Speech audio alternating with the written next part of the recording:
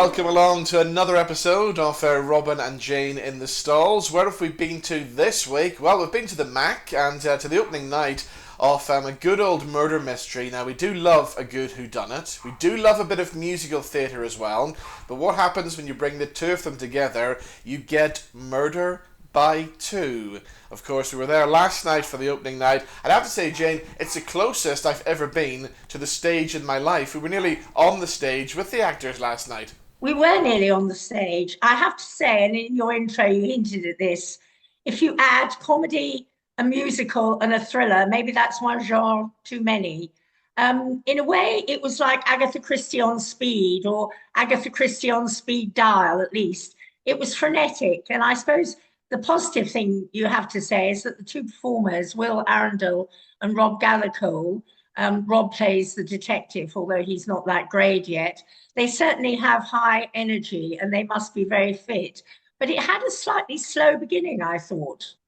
It did, but when you think about it, it needed that slow beginning because as it gets on throughout the show, it just descends into chaos and all this physical slapstick stuff going on as well. So I don't know where the two performers get this energy from, but I think it's the most energetic performances I've ever seen at a show. And not just for the performers on stage, but for us, the audience as well. We were absolutely exhausted after watching it, and I still am exhausted today.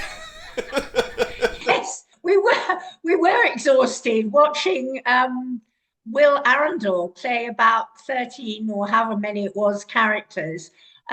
He was quite entertaining. He was the sidekick in every sense, literally, because he played this Russian-sounding ballerina character who did incredible things with her legs. I think of all his characters, I like the three little boys in the choir best, probably. And one of the standout songs, and there is music pretty much throughout, was We Seen Worse. You know, you think, should a 9-year-old have been witnessing this awful murder and he lost half his head when the bullet went in? We haven't mentioned, of course, the victim, have we? Arthur Whitney, the great novelist. Murdered on his birthday party. Who enters his birthday party to meet a bullet. Yeah. Unexpectedly. Murder, you think, and you laugh immediately because it's done ridiculously. And he rather reminded me of Colonel Saunders from KFC, Arthur. Yes, he did. I don't think people picked up on that. Yes, he did remind me of the KFC founder. I absolutely agree. And this leads me to another point, which is that there was quite an anachronism. We saw period newspapers, details of the great man, the late great man. But then we had mobile phones, and yet they were dressed in period suits. So there were quite a lot of anachronisms going on and references to Weight Watchers, which leads me into the fact that there were 2 or 3 very good adult jokes, weren't there? There was really, and as well as this, we have to mention as well, there was a third star of the show as well. It wasn't just Will and Rob. The piano, of course, plays a massive part in the show as well, and kind of becomes the third character because it's used so much throughout the show. It is used so much, and I like the moment when the merry widow, and she doesn't seem very traumatized, it has to be said, gets her moment of glory, and she does a feather boa number, very camp, atop the piano, and that was a bit of a scene stealer, although maybe it went on just a tad too long. We had the lights, we had the glitter, we had the falling bits of foil, we had everything. We had kind of Elton John meets RuPaul, really. That's exactly what it was like. And as well as all that, of course, there was some audience participation thrown in as well. There was the poor man from the front row who was dragged up on stage to play a corpse. And I have to say, he played a very good corpse, didn't he? He played a very good corpse. Afterwards, I wasn't sure whether it was one of their friends and mates, an actor, actually. But whoever it was, he did a very good job, and he twitched amicably at the end and entertained us all.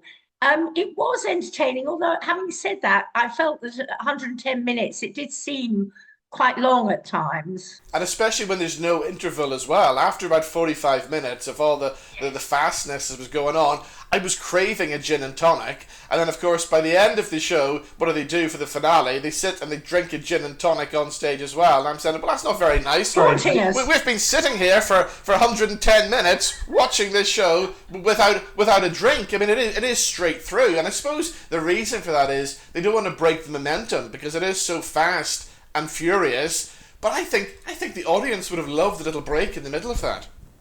No, they don't. But then going back to what I said about it being anachronistic, it is Agatha Christie. It is the drawing room crime scene with him going through all the usual rituals of asking people what they were doing at the time and then recreating the moment. And I feel that that doesn't always entirely mesh with the high-speed antics on the piano and indeed off the piano.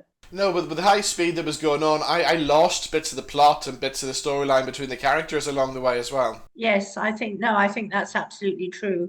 But I do come back to my thing about Weight Watchers and us knowing how well endowed or not the character who complained was until they reached their target weight. I must say that that will give me a plus point. Right, it's not time now to make our minds up and give our final decisions on Murder for Two. What are we going to go for this week? Well, we're going to use some little feather boas since it was a wonderfully camp evening out. And Jane, we'll let you start. How many little feather boas are you going to give? I think I'm going to give it 3 overall because the other thing we didn't say was that the audience absolutely loved it. They had not one but 2 standing ovations, and I think people were very entertained, although maybe not you and me quite as much.